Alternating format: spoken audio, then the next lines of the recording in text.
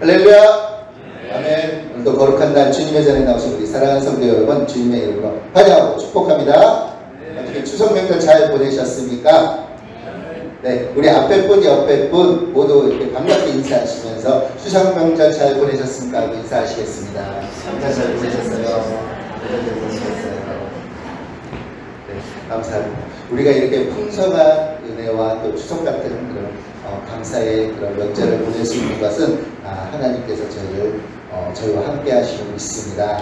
언제나 하나님은 기뻐하며 또 하나님께 기뻐하는 우리가 되기를 소망하면서 늘 호흡이 있는 자마다 주님을 찬양하라 하셨습니다. 오늘 이 시간 힘차게 기쁨으로 찬양하도록 하겠습니다.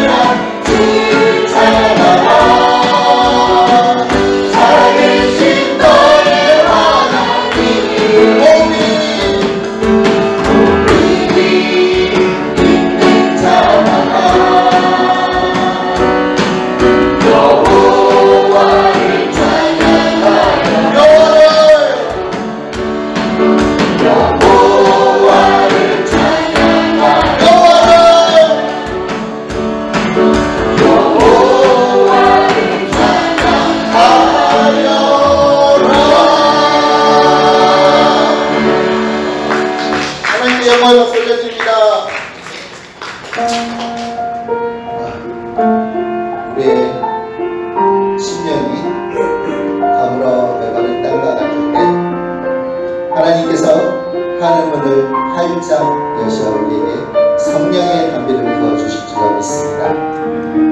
그런데 우리가 그 성령의 담비를 받고 주님 앞에 정말 엎드려 주님 앞에 나갈 때 주님은 주님의 길로 우리를 인도하여 주실 줄로 믿습니다. 이 시간 우리 찬양할 때 정말 하늘문을 활짝 열어서 우리 이 교회, 우리가 지금 있는 이곳에 주님의 성령이 우리의 임재하리라 그렇게 기도하면서 우리 함께 찬양하도록 하겠습니다.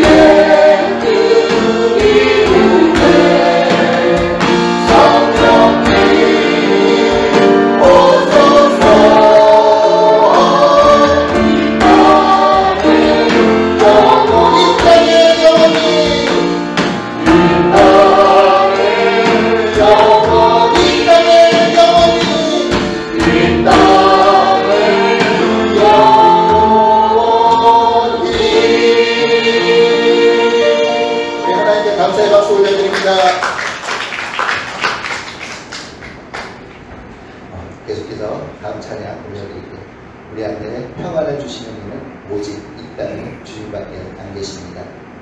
아멘. 네. 찬양하겠습니다.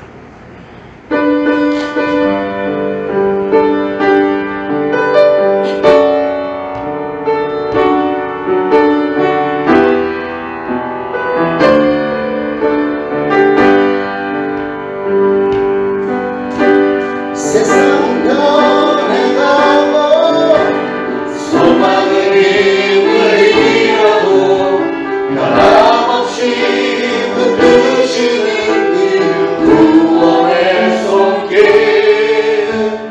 폭풍이 몰려와도 두려움 물러가네 우리 위해 싸우시는 그 손을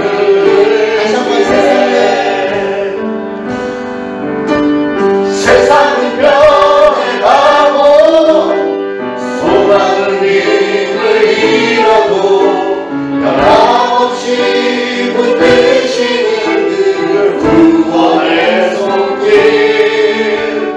폭풍이 몰려와도 두려움 물러가네 우리 위해 싸우시는 그 손을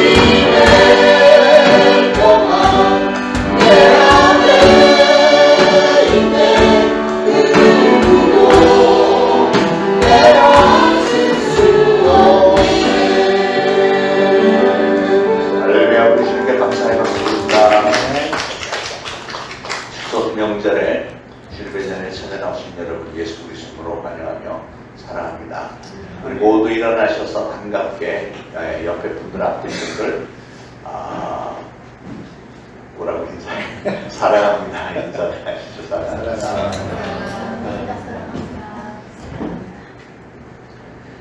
우리 함께 걸어요. 찬양합니다.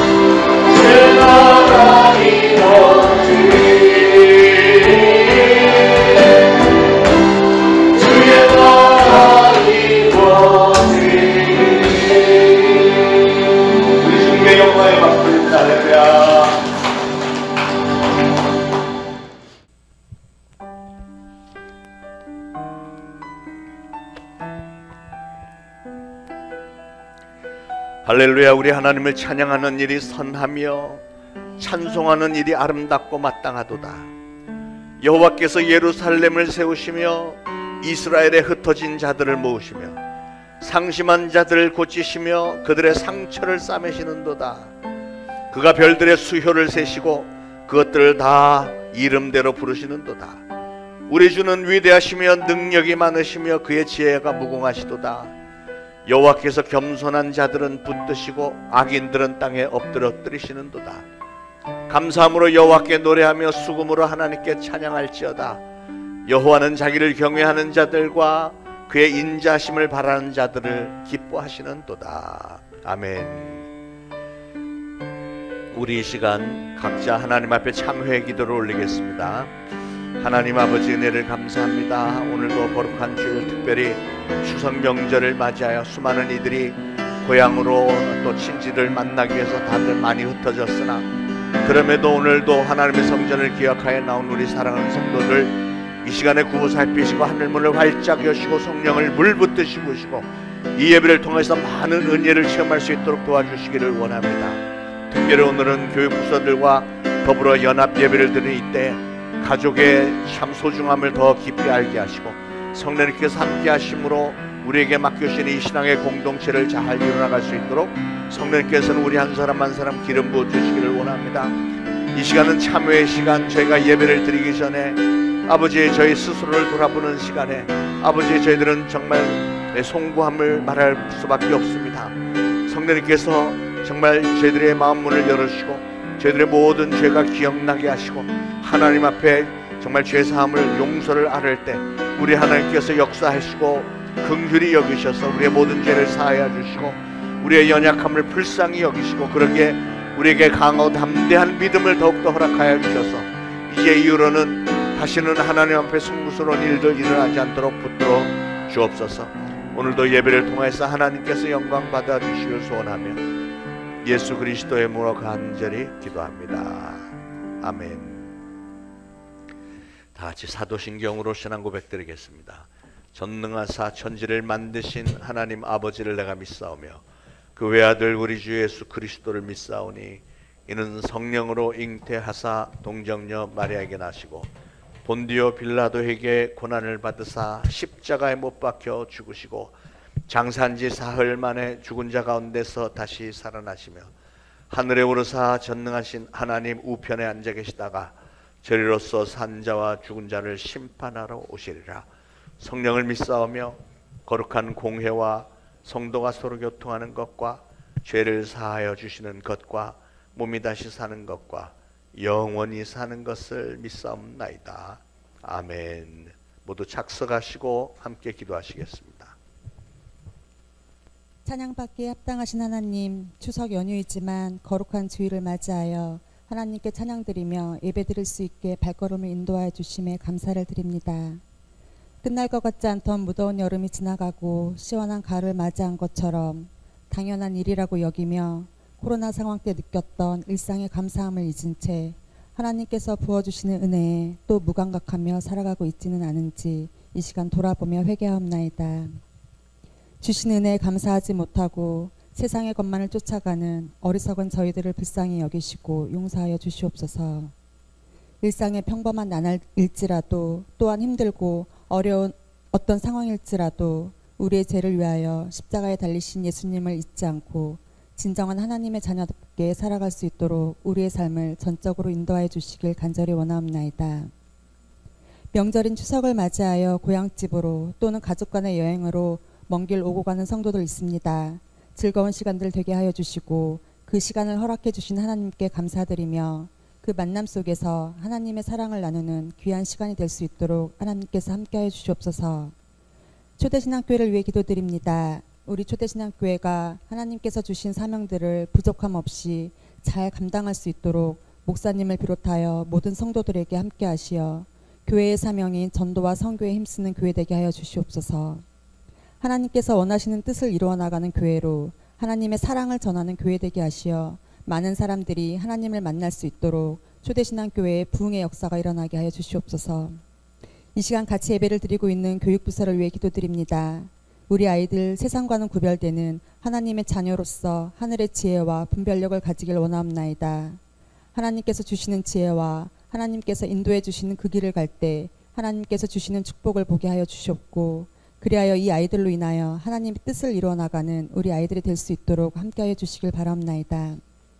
또한 이 아이들을 지도하시는 세 분의 전도사님들과 교사들에게도 건강과 지혜와 성령 충만함을 주셔서 하나님께서 주시는 능력으로 우리 아이들을 잘 지도할 수 있게 하여 주시고 사명을 가지고 모든 것들을 잘 감당할 수 있도록 은혜와 축복을 더하여 주시옵소서. 이 시간 말씀을 전하실 장여호수아 목사님께 특별히 영육간의 강건함을 주시길 바라오며 성령님께서 늘 함께 하셔서 하나님의 뜻을 분별하는 지혜와 성령의 능력이 충만케 하여 주셔서 말씀을 전하실 때 그 말씀을 듣는 저희들 하나님의 뜻이 무엇인지 깨닫고 행함이 있게 하여 주시옵소서.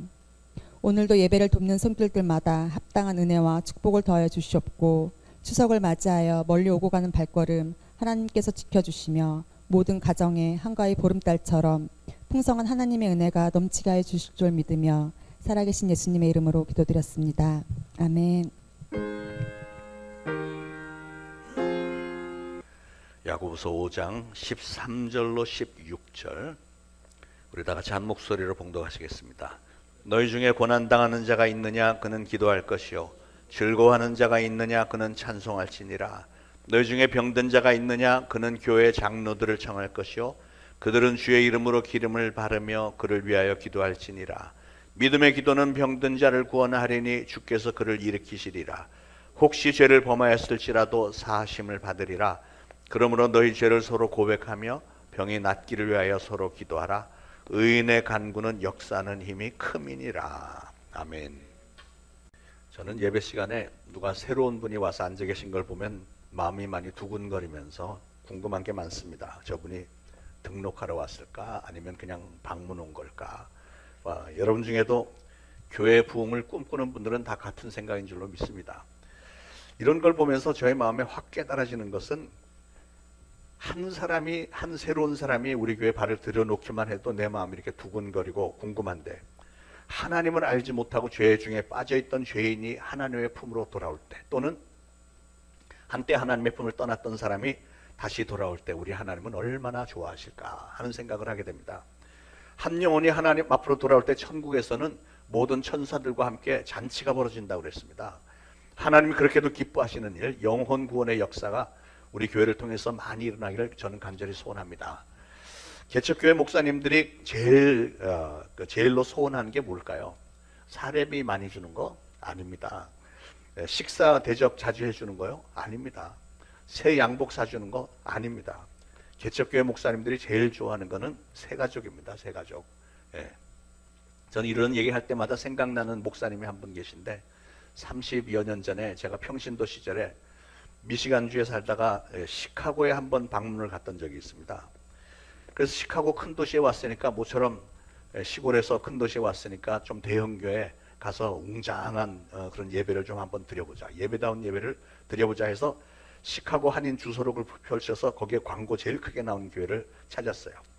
영광교회라고 돼 있었는데, 주소록에 나와 있는 예배 시간에 맞춰서 일찍 갔는데도 예배는 이미 시작이 됐고, 이미 목사님이 설교를 하고 있더라고요. 그러니까 예배 시간을 바꿨던 거죠.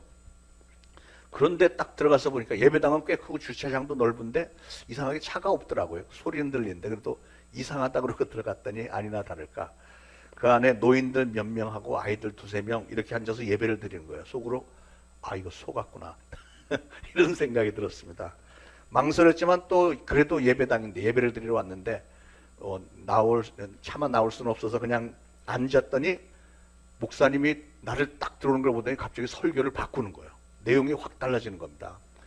그 바꾼 설교의 내용인 즉슨, 그 교회가 이제 창립 12주년을 맞이하는데 교인 수가 목사님, 사모님, 2 자녀, 어머니 이렇게 다 포함해 갖고 10명이 되는 거예요. 10명.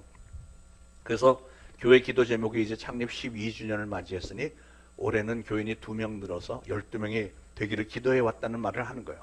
이게 가만히 보니까 나들으라고 하는 설교더라고.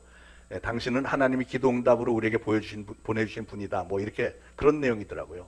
근데 더 기가 막힌 건 몇 명 모든 전교인들이 설교하는 목사님을 쳐다보지 않고 다 고개를 뒤로져서 나를 힐끔힐끔 쳐다보고 막 이제 살피는 거예요. 내 얼굴 표정을 살피는 거예요. 그게 얼마나 불편한지. 저 목사님은 저렇게 설교를 받고 가면서까지 나를 붙잡아 보려고 저렇게 애를 쓰는구나. 참 애처롭기도 하고 측은하게 생각했던 기억이 있습니다. 천하보다도 귀한 영혼이라는 말이 그 목사님과 그 성도들은 그 의미를 누구보다도 잘 알 거라고 생각이 들었습니다. 그 교회와는 정반대로 똑같은 영광교회인데, LA 가면 우리 교단 소속 주님의 영광교회라고 있는데, 이 교회는 그 당시에 30여 년 전에 개척 1년 만에 1,500명이 모였어요. 대단하죠. 완전히 신기록을 깬 겁니다. 그 교회 신승원 목사님은 그 지교회가 지금 서울에 있는 주님의 영광교회예요. 우리 양효준 간사가 거기 전도사로 간 그 교회. 그 교회 신승원 목사님은 젊은 시절에, 제가 젊은 시절부터 친분이 있었습니다만, 젊은 시절에 집사 시절에 아프리카 케냐에 선교를 가서 5년 동안에 500여 개의 예배당을 세운 분입니다. 엄청나죠. 5년 동안에 예배당을 500개를 세웠어요. 그런데 선교 5년 만에 아프리카는 황토병이 있어요. 알 수 없는 병. 그 병에 걸려갖고 5년 만에 그냥 쓰러졌는데, 그래서 굉장히 위중했었는데 미국에 돌아와서 병원도 가고 막 했는데 가망이 없다는 얘기를 진단이 나왔어요. 그런데 또 하나님의 은혜로 살려주셔갖고 살아나서 건강 회복하고, 그리고 나서 교회를 개척을 했는데 LA에서 하나님께서 어마어마하게 축복을 해주신 거예요. 주변에 힘든 교회들, 넘어가는 교회들이 저마다 와서 우리 합치자 그래갖고 막 시작하자마자 200~300명으로 시작하더니 1년이 안 돼서 1,500명이 된 겁니다. 대단하죠. 그런 극단적인 교회 성장 케이스들을 생각을 해볼 때, 첫 번째 말씀드린 영광교회에 비하면 우리는 엄청난 축복을 받은 교회인 것은 분명하지만, 나중 교회에 비하면 정말 세 발의 피라고 생각이 드는데, 우리는 당연히 그 나중의 교회, 주님의 영광교회를 부러워하면서 좀 각성하는 마음이 좀 있어야 될 것 같습니다. 그런 걸 놓고 고민해 볼 때 물론 목사가 많이 부족한 것도 있지만 우리가 지금 뭔가 좀 꿈과 노력이 좀 약한 것은 아닌가. 너무 안일하게 신앙생활하고 있는 건 아닌가. 신앙생활의 보람을 어디서 찾겠다고 하는 그런 어떤 결단과 행동이 우리에게 좀 결여되어 있는 것은 아닌가 하는 송구스러움이 있습니다. 예를 들면 저는 우리 교회 많은 사역자들, 주의 종들이 많이 배출되기를 소원합니다 이렇게 외치면 여러분들은 대부분 아멘 이렇게 아멘이라고 얘기는 하는데 가만히 이렇게 보면 그 반응은 저는 말고 저 사람이요, 쟤요. 자기는 아니고 다른 사람들이요. 그게 막 느껴집니다. 여러분 모두가 1년에 한 명씩 전도해 옵시다 하면은 마지못해서 아멘은 했는데 그 속으로는 아유 목사님이 지금 벌써 몇 주째 저렇게까지 매주 이렇게 말씀하시는데 아 왜 좀 전도를 좀 하지 왜 안 하지? 그러고선 자기는 할 생각이 전혀 없어. 근데 대부분의 생각이 그렇잖아요. 제가 여러분의 마음을 많이 읽고 있는데 그래도 몇 분이 그래도 생각을 하고 있는 분이 계셔서 감사합니다만 설교를 들으면 저 말씀을 따라서 나도 순종해서 나도 그렇게 전도를 해야 되겠다 이렇게 다짐을 좀 하면 좋겠는데 기껏 설교의 은혜를 받았다는 사람은 뭐를 생각을 하면 야 저 설교 오늘 내 남편이 내 아내가 누구누구 집사가 저 설교를 들었어야 되는데 그런 생각만 앞서니까 무슨 변화가 있겠습니까? 오늘 제가 여러분과 함께 생각해 보고자 하는 말씀은 오늘 우리 주님은 우리가 어떤 신앙의 공동체가 되기를 원하실까 하는 겁니다. 우리 예수님은 과연 우리가 어떤 신앙이 되기를 원하실까? 그 대답은 믿음이 있고 성령 충만한 성도들이 모였던 2000년 전에 초대교회의 특징을 살펴보면 진정한 성도들은 어떤 모습이어야 하는지 알 수 있을 것입니다. 그래서 오늘 저는 야고보서 5장에서 그 해답을 찾아보려고 합니다. 우리 교회가 진정 교회다운 교회가 되기 위해서 반드시 지켜 행해야 할 일입니다. 귀 기울여 주시기를 바라겠습니다. 야고보서를 보면 믿음에 따른 행위를 굉장히 강조했습니다. 믿음이 있다고 말만 하지 말고 행함에서 삶에서 그걸 보이라는 것이죠. 그러면서 말하기를 행함이 없는 믿음은 죽은 믿음이다. 강력하게 역설을 했습니다. 진정으로 믿음이 있는 사람이라면 그 믿음이 반드시 삶에서 행동으로 나타나게 돼 있다는 거죠. 여러분이 진정 믿음이 있다면 여러분이 하나님을 사랑합니다, 형제를 사랑합니다 말로만 입으로만 하지 말고 여러분의 행함을 통해서 증명을 해 보이라는 것이 하나님의 말씀입니다. 자, 그러면 성도들에게서 나타나야 하는 신앙의 모습은 과연 어떤 것들인가 살펴보겠습니다. 오늘 야고보서 5장 말씀은 믿음이 있는 성도들이 모인 진정 살아있는 신앙의 공동체의 특징을 몇 가지를 말씀해 주는데요. 첫 번째는 살아있는 신앙의 공동체는 기도하는 공동체입니다. 기도하는 공동체. 13절에 너희 중에 고난당하는 자가 있느냐 그는 기도할 것이요 그랬죠. 여러분 기도는 선택 과목이 아닙니다. 믿는 성도에게 기도는 필수 과목입니다. 상식적으로도 성도, 신앙인 그러면 여러분은 제일 먼저 어떤 모습이 떠오릅니까? 당연히 기도하는 성도의 모습이 떠오르잖아요. 성도, 신앙인 그러면 기도 안 하는 신앙인이라는 건 있을 수 없죠. 제가 우리 교회 7년 반 발자취를 돌아보면 그래도 감사하게 생각하는 것이 많이 있지만 그 중에서도 특별히 우리 교회에 기도의 용사들이 계셔서 참 감사합니다. 우리는 새벽재단을 열심히 쌓고 있습니다. 물론 참석자가 그렇게 많지는 않지만 그래도 한 분 한 분이 저에게는 굉장히 소중한 분들이세요. 예, 그 오랜 세월을 꾸준히 이렇게 새벽재단에서 기도하는 분들이 계셔서 저는 얼마나 감사한지 모르겠습니다. 돌아보니까 코로나 3년 동안을 포함해서 지난 7년 반 동안 저 혼자서만 새벽재단을 쌓은 날이 단 하루도 없었다는 사실. 이게 엄청난 겁니다, 사실. 요즘에는 간당간당할 때도 없지 않아 있지만 누군가는 그 7년 반 새벽기도 동안에 누군가는 저와 함께 새벽재단을 지켰다는 사실. 예. 여러분 새벽기도에 매일 참석하는 것이 쉬운 일은 아닌 것은 제가 확실히 알고 있습니다. 매일매일 여러분 가정 돌보고 또 직장 나가서 일하고 나면 몸과 마음이 지칠 대로 다 지쳐서 아침에는 좀 늦게까지 잠도 자고 싶고 또 다른 할 일도 많은데 새벽재단을 매일 쌓는 게 절대로 쉬운 일은 아니죠. 그렇지만 여러분 신앙생활이라고 하는 것은 영적 싸움입니다. 지금 우리 주님이 다시 올 날이 얼마 남지 않은 이때 영적 싸움은 너무나도 중요합니다. 우리에게 주어진 시간이 많지 않습니다. 악한 마귀는 끊임없이 우리를 공격해야 됩니다. 마귀는 우리가 피곤하다고 해서 어디가 아프다고 해서 내버려 두지 않습니다. 우리가 피곤하고 아프고 그러면 이때도 하고 아주 집요하게 공격을 합니다. 더 힘들게 만드는 게 마귀입니다. 그럴 때 우리 신앙인들은 어떤 자세로 맞서야 할까? 더 열심히 모여서 합심해서 기도부터 해야 그래야 우리가 영적으로 무장이 되지 않겠어요? 이렇게 얘기하면 어떤 분들은 목사님 너무 그렇게 몰아세우지 마세요. 전 집에서 많이 합니다. 이럽니다. 여러분, 집에서 기도하는 분들 나는 안 해봤나요? 기도한다는 분들 물론 안 하는 것보다는 낫겠지만 여러분, 어떤 일이든 힘을 합쳐서 집중적으로 하는 게 중요해요. 집중적으로. 그럴 때 훨씬 큰 능력을 발휘한다는 사실입니다. 여러분들도 다 경험하신 사실이겠지만 저도 학창시절에는 공부를 열심히 했던 적이 있습니다. 공부를 열심히 할 때 특히 대학 입시를 놓고 공부할 때는 그 집에서는 아무리 오랫동안 책을 붙잡고 있어도 진도가 나가질 않습니다. 공부를 해도 몇 시간을 앉아서 공부를 한다고 했는데 기억에 남는 게 없어요. 결국은 어떻게 되냐면 시간은 좀 뺏기는 것 같고 왔다 갔다 번거로움은 좀 있지만 그래도 도서관에 가야 되는 거예요. 도서관에 가서 딱 이렇게 칸막이 거기다 머리 그냥 들이밀고 거기서 집중해서 공부하는 것이 10배 이상 효과가 있더라고요. 저는 주변에 집에 엎드려서 펜 이렇게 손가락 막 이렇게 돌려가면서 귀에다 꽂고 노래 들어가면서 이렇게 공부한 친구 치고 정상적인 대학에 들어간 친구 한 명도 없습니다. 그렇게 해서는 공부가 되는 게 아니에요. 신앙적으로도 똑같습니다. 집에서 여러분이 성경 말씀 읽고 기도하고 하는 건 물론 안 하는 것보다는 낫지만 그래도 성도들이 한 군데 모여서 한 목소리로 찬양도 드리고 목사님 말씀을 통해서 도전도 받고 깨달음도 얻고 축복 기도도 좀 받고 그래야지 편안하고 안일하게 그냥 집에서 뭘 해보겠다고 하는 거는 절대로 바람직한 신앙이 아닙니다.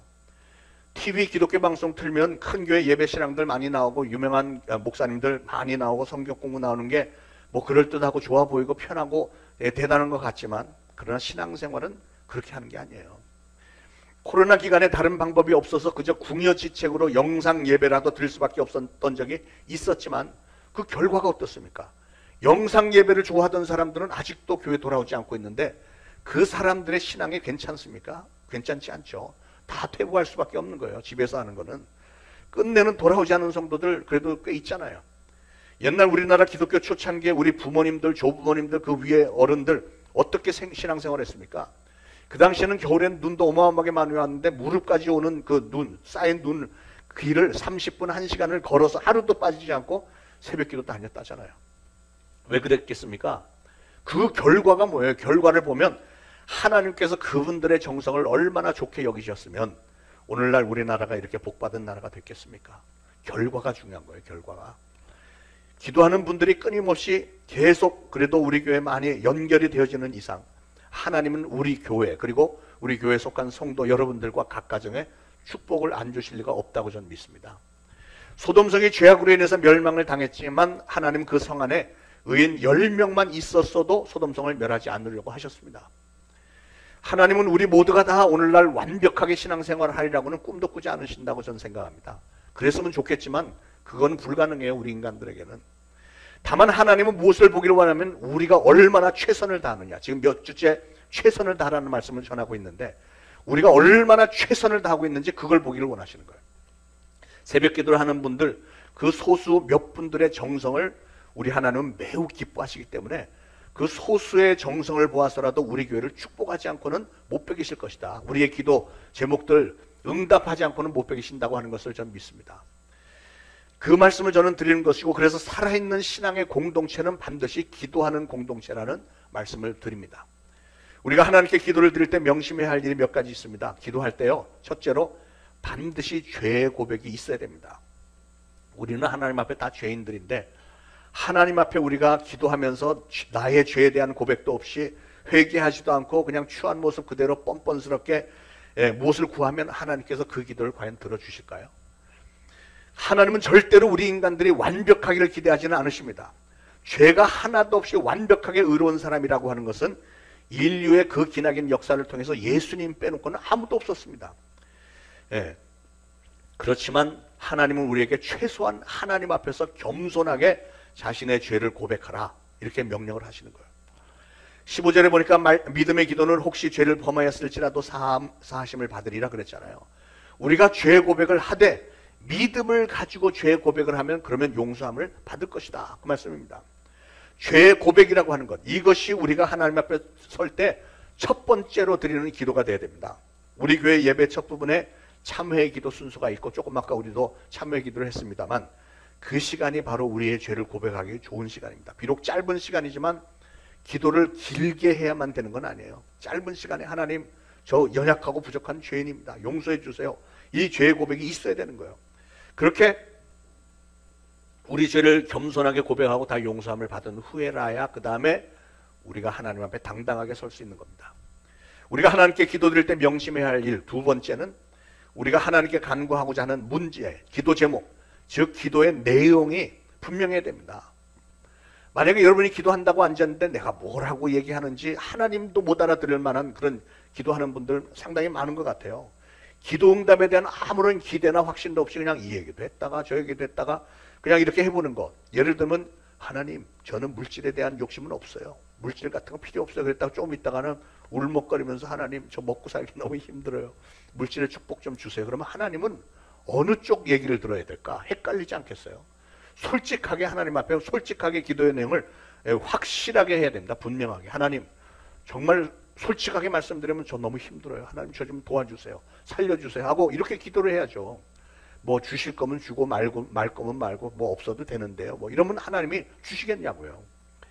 여러분, 기도의 내용은 오늘 야고보서 본문에 나오는 것처럼 여러분 자신이 당하는 어려움이나 고난이나 질병 이런 것들일 수 있습니다. 그래서 13절에 너희 중에 고난당하는 자가 있느냐 그는 기도할 것이요. 14절에는 너희 중에 병든 자가 있느냐 교회 장로들을 청해서 기도를 받으라. 15절 믿음의 기도는 병든 자를 구원하리니 주께서 그를 일으키시리라 그랬잖아요. 여러분, 기도는 우리 인생의 무거운 짐을 덜어주시는 하나님의 능력을 끌어오는 힘이 있다는 사실을 믿으시기 바랍니다. 믿음 있는 성도들이 모인 살아있는 교회 특징 두 번째는 찬송하며 예배드리는 교회라는 사실입니다. 13절에 보니까 즐거워하는 자가 있느냐 그는 찬송할지니라 그랬죠.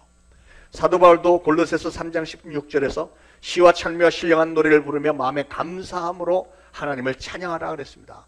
찬송이라고 하는 것은 하나님을 향한 감사와 감격의 표현이 찬양입니다. 말로 우리가 다 표현할 수 없는 것을 찬송으로 표현하는 것입니다. 예, 어떤 유명한 무용수가 막 아름다운 그 발레 무용을 했는데 그 춤의 뜻이 무엇입니까? 그랬더니 말로 설명할 수 있다면 내가 왜 춤을 추겠습니까? 그렇게 대답했다죠. 참 공감이 가는 얘기입니다. 찬양도 마찬가지예요. 우리가 하나님 앞에 감사와 또 영광 돌리는 것을 입에 언어로는 참 부족하기 때문에 이 음악에 맞추어서 하나님을 찬양하는 것이잖아요. 그게 바로 우리가 하나님으로부터 큰 은혜를 받고 우리의 마음이 기쁨으로 충만할 때, 감사함으로 충만할 때 말로 다 표현할 수가 없어서 저절로 흘러나오는 것이 바로 찬양이죠. 찬양. 그래서 하나님께 예배드리는 일은 교회의 첫 번째 기능이고요. 그래서 우리 초대신앙교회는 첫 번째 비전을 예배에 성공하는 교회라고 정했습니다.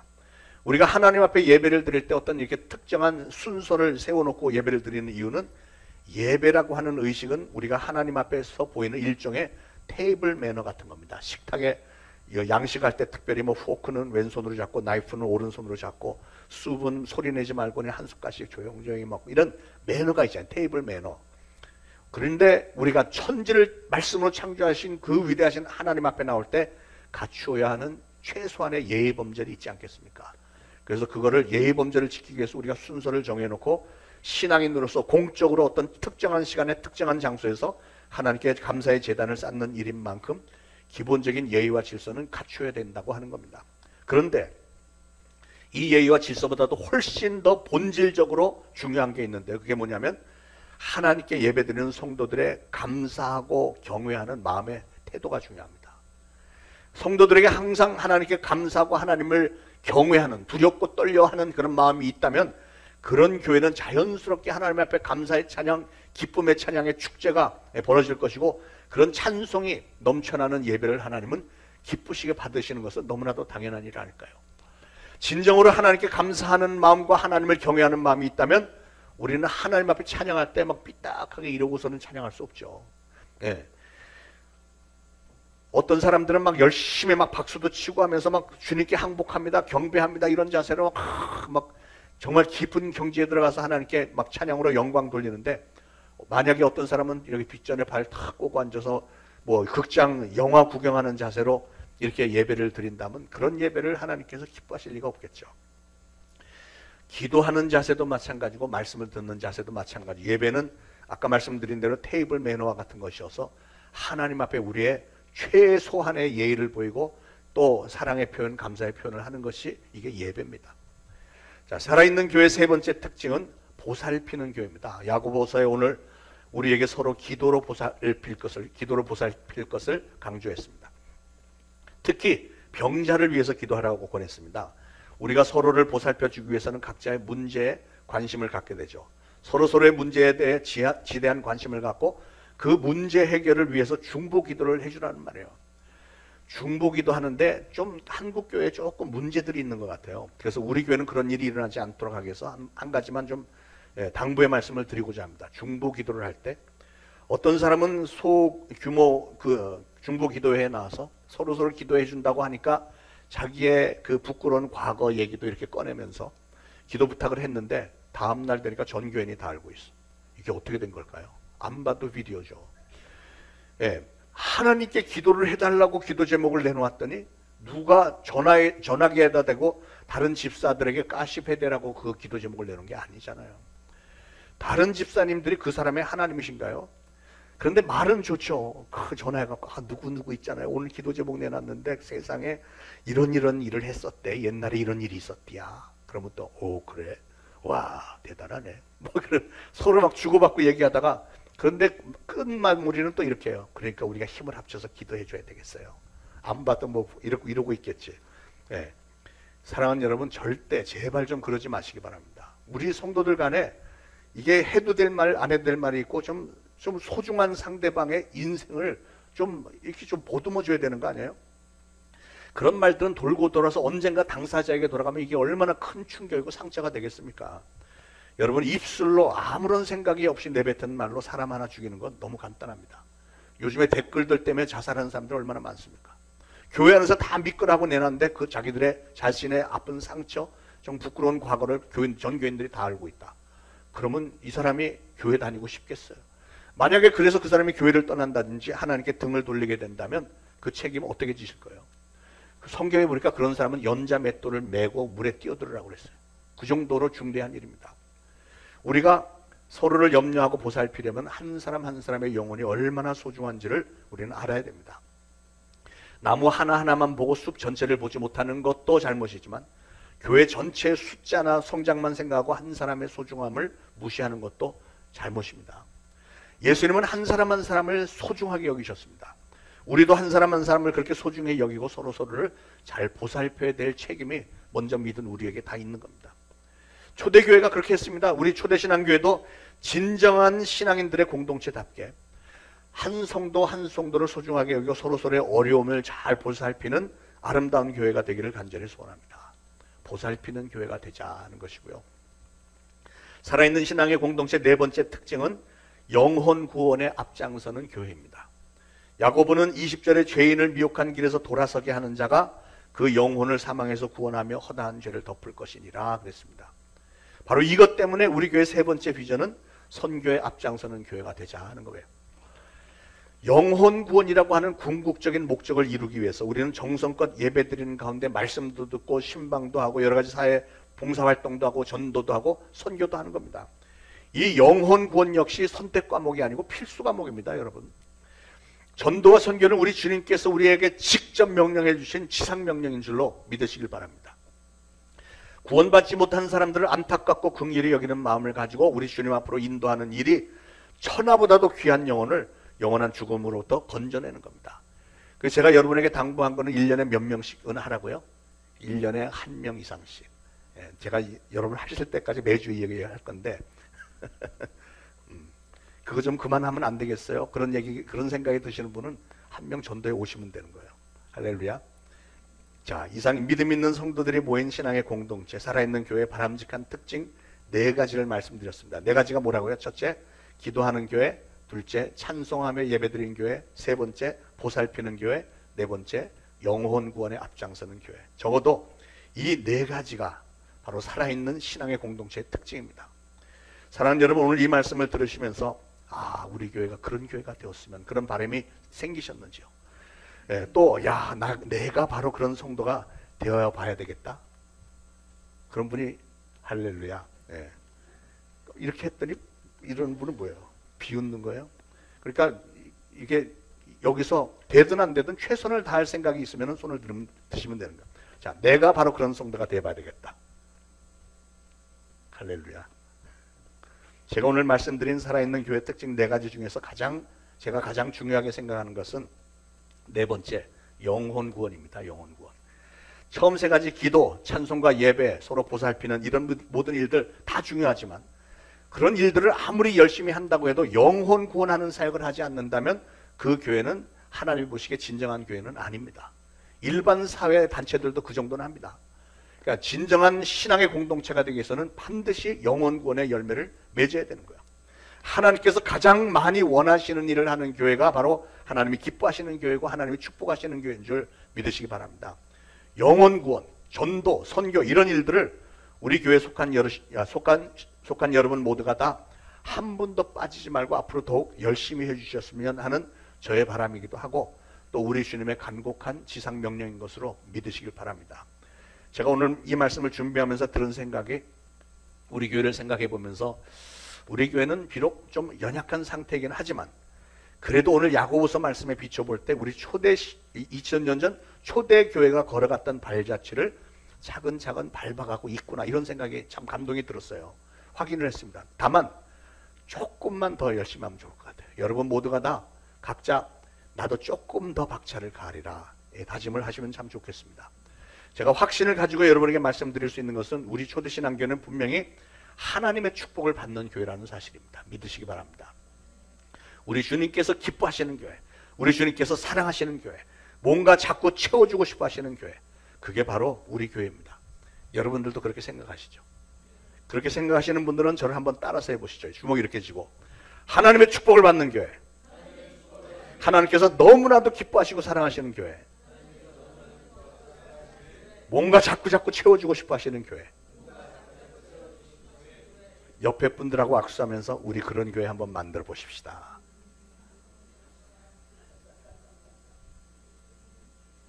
기도하겠습니다.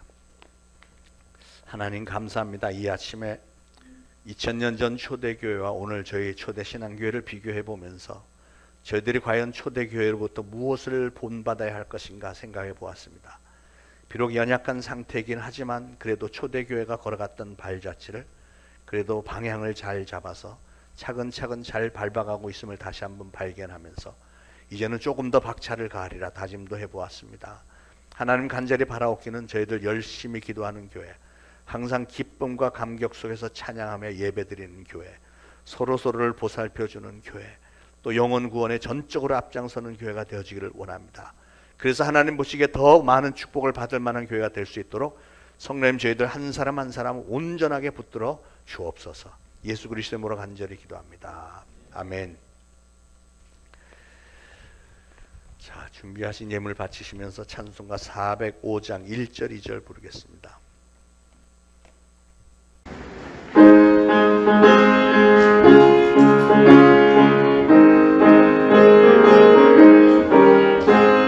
주의 친절한 발에 우리 받을 말이 항상 기쁘고 복이 되는 영원하신 발에 안기세 주의 발에 그 크신 발에 안기세 주의 발에 영원하신 발에 안기세 날이 갈수록 주의 사랑이 그를 광명하게 비치고 천성 나르길 편히 가리니 영원하신 발에 안기세 주님의 발에 주님의 발에 그 크신 발에 안기세 주의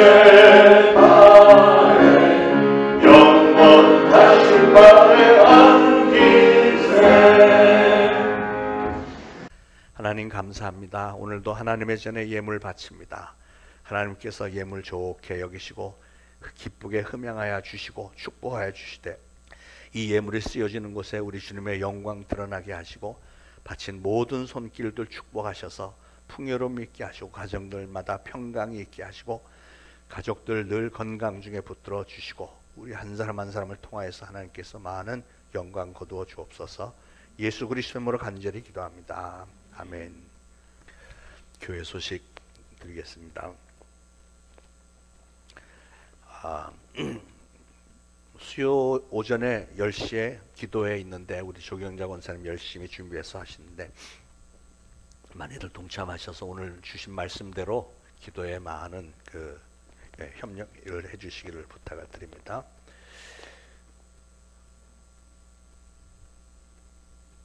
오늘 노방전도 나가는군요. 아니에요. 내가 원래 원구에서는 뺐었는데 다시 들어와 있길래 오늘은 추석이고 하니까 하루 쉬시고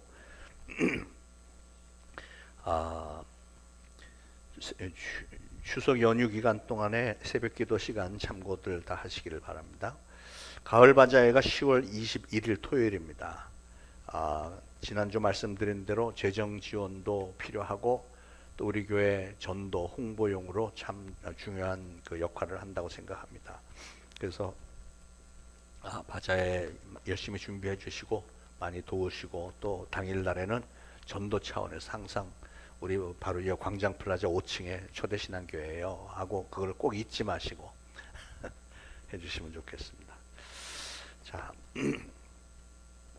오늘은 그 연합 예배로 그 아이들과 더불어서 드리고 2부 때도 마찬가지고 추석이기 때문에 식사 준비는 하지 않았으니까 가족들과 함께 맛있는 거 드시고 이 근처에서 드실 분은 꼭 초대신앙교회 장효수 목사가 보냈다고 얘기 좀 하시고요.